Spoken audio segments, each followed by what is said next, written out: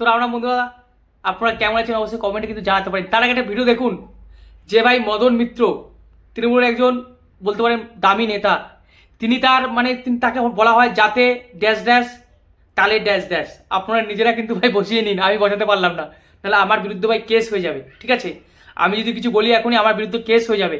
কিন্তু তিনি দুটো কথা বলেছেন, যাই হোক, তিনি যে তাদের যে কর্মী সভা হচ্ছিলেন সেই কর্মী সভাতে গিয়ে দুটো সত্য দামি কথা বলেছেন। সেই ভিডিওটা আগে দেখুন, তারপরে কি বললো সমস্ত কিছু আমি আলোচনায় যাব। যে দুটো দামি সত্য কথা বলেছেন, সত্যি কথা, খাঁটি সত্য কথা, খাঁটি সত্য কথা, এই সত্য কথা কেউ ঢাকতে পারবেন না। দেখুন সেই ভিডিওটা। টিএমসিটা বন্ধ করে দিলাম, কামারহাটিতে টিএমসি নেই, বাড়িতে থাকতে পারবেন না, টিএমসি নেতাদের পায়ের তলায় গিয়ে আশ্রয় নিতে হবে। তার কারণ বাঁচাবার মতো কোন বাবা আপনার পাশে এসে দাঁড়াবে না। আমি দায়িত্ব নিয়ে বলতে পারি, এখানে আমি জানি না অন্য কোথায় কে কি বলবে, এখানে যারা আছেন তারা অন্তত 40% তৃণমূলের দেওয়া চাকরি পেয়েছে, এর মধ্যে 40% যারা যারা। তো আপনারা শুনলেন তিনি কি বলেছেন। আমি আগেই বললাম তিনি যাতে ড্যাশ ড্যাশ তালে ড্যাশ ড্যাশ, আপনারা বসিয়ে নিন। তিনি ভাই সত্য কথাই মুখ থেকে বেরিয়ে গেল।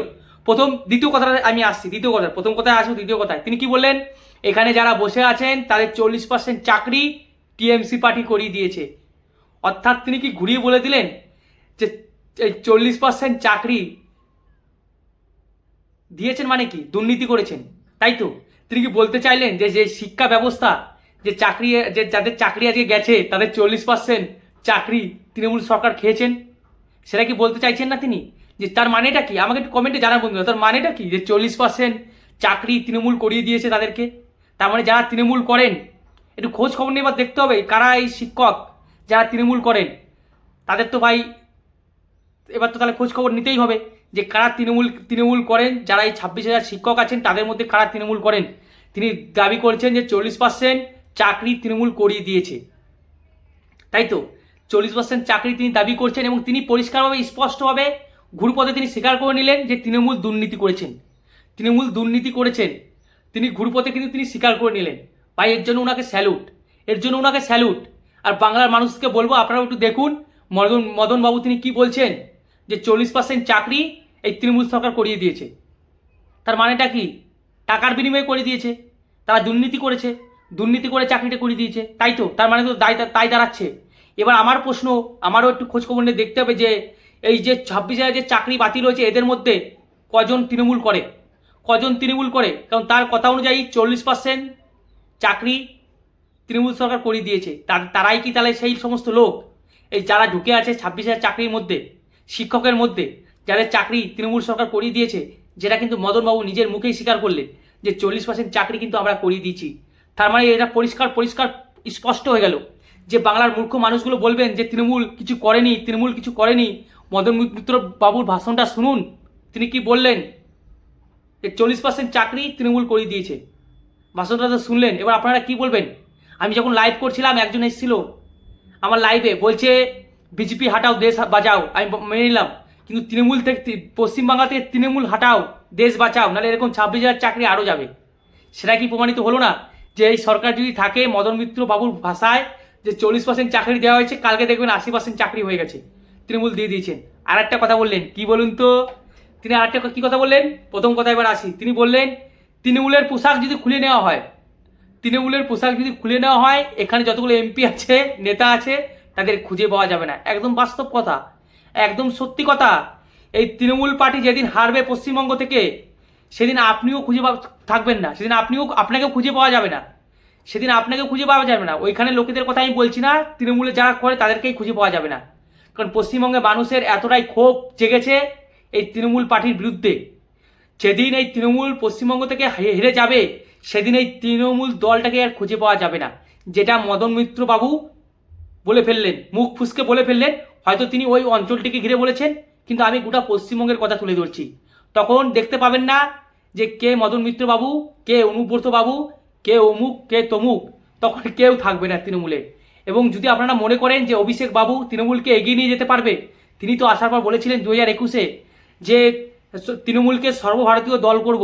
আচ্ছা, কতটা বিস্তার করেছেন আমাকে একটু জানাবেন।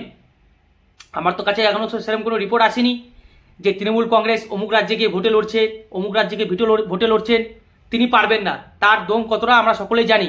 মাননীয় মুখ্যমন্ত্রী যেটুক প্রচার করেছেন তৃণমূলের ওইটুকুই শেষ। কারণ আমি একটা বড় একটা উদাহরণ দেব, সিপিএম যার ভাই এত বড় সংগঠন 34 বছর শাসন করে তার আজকে কি দুরবস্থা দেখুন, তাদের এখন খুঁজে পাওয়া যায় না। আর তৃণমূল তো এইটুকু একটা দল, তৃণমূল কি খুঁজে পাওয়া যাবে? সেটাই কোনো পক্ষে তিনি তার মুখ থেকে বেরিয়ে গেল, যদিও তিনি একটা অঞ্চলের কথা বললেন, কিন্তু আমি সমগ্র পশ্চিমবাংলার কথা বলছি যে এমন একটা দিন আসবে তৃণমূলের লোকেদের খুঁজে পাওয়া যাবে না। তাদের গায়ে তখন লেখা থাকবে আমরা তৃণমূল করি নাই, আমরা তৃণমূল করি না। কেউ যদি জিজ্ঞেস করে রাস্তায়, আরে দাদা কেমন আছেন, তা তখন বলে উঠবে এই আমি তৃণমূল করি না, আমি তৃণমূল করি না। মানে ঠাকুর কে আমি তো কলা খাইনি, সেরকম একটা ব্যাপার হবে, সেরকম একটা ব্যাপার হবে। আপনারা সেই ভিডিওটা দেখতে পেলেন কীভাবে তিনি প্রকাশ্যে বলছেন 40% চাকরি তৃণমূল করে দিয়েছে। মানে কি, প্রকাশ্যে তিনি বললেন তৃণমূল চাকরি চোর, প্রকাশ্যে তিনি স্বীকার করে নিলেন যে তৃণমূল চাকরি চুরি করেছেন। তিনি আরও অনেক কথা বলেছেন যে তৃণমূলের পোশাক যদি খুলে নেওয়া হয় রাস্তার কুকুর আপনাদের কামড়াবে, মানে রাস্তার কুকুর আপনাদের কামড়াবে, সেটাও তিনি বলেছেন। আরও অনেক কথা বলেছেন, পায়ে কামড়াবে, এই কামড়াবে, সেই কামড়াবে, অনেক কিছু বলেছেন। তো আমি বলছি এই তৃণমূল যদি হেরে যায় আপনাদেরকে আর খুঁজে পাওয়া যাবে না।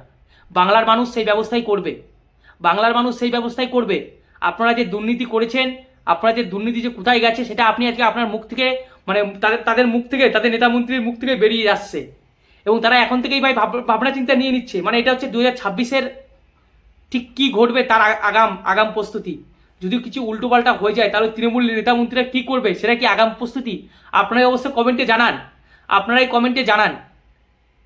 আমি আর কি বলবো, সেই ভিডিওটা আপনারা দেখলেন, আপনারাই কমেন্টে জানান। আমার তো খুব হাসি পাচ্ছে যে ভাই এটার সম্বন্ধে যে কথা, যাতে ড্যাশ ড্যাশ তাহলে ঠিক ঠিক, এটা আমি আর বেশি কিছু লাগালাম না, নাহলে আমার বিরুদ্ধে ভাই কেস হয়ে যাবে। অবশ্যই তোমাদের মূল্যবান বক্তব্য আমার কমেন্ট বক্সে দিতে পারো। এরকম মজাদার নিউজ ডেলি শোনার জন্য, এবং আমি প্রতিদিন 1 ঘন্টা করে লাইভে আসি। আপনারা কিন্তু লাইভে আসতে পারেন আমার সঙ্গে এবং আপনাদের মতামত দিতে পারেন। তো আশা করি আপনাদের ভালো লেগেছেন। যদি ভালো লাগে অবশ্যই কমেন্টে জানান, আপনাদের মূল্যবান বক্তব্যটা দেবেন যে মদন মিত্রবাবু ঠিক কী বলতে চাইলেন, আমি ঠিক বুঝলাম না, আপনারা একটু বুঝিয়ে বলুন আমাকে। ঠিক আছে, তো রাখছি।